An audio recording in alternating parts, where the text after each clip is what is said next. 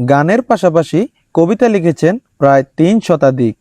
আমি প্রায় কবিতা লিখেছি 286টা। আপনাদেরকে একটা কবিতা পড়ে শোনাই।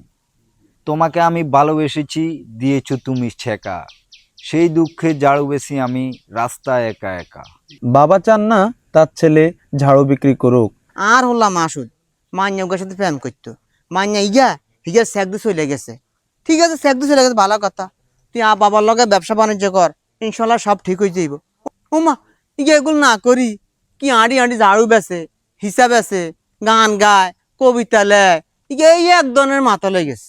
বাবা না চাওয়া সত্ত্বেও ছেলে প্রেমে ব্যর্থ হয়ে নিজে নিজে নেন এই চ্যালেঞ্জ। আর সেই চ্যালেঞ্জ পূরণের জন্যই ঝাড়ু বিক্রির পাশাপাশি পাগলের মতো যাকেই কাছে পান তাকেই শোনান তার লেখা গান।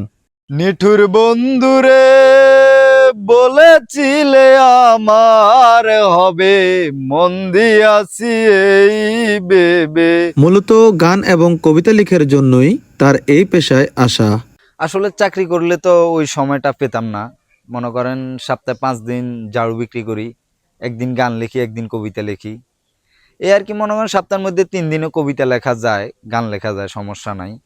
কিন্তু আমার তো মূলত গান কবিতা ওইগুলো নিয়ে আমি ব্যস্ত থাকি। আমার গান কবিতার পিছনে আমার সবকিছু।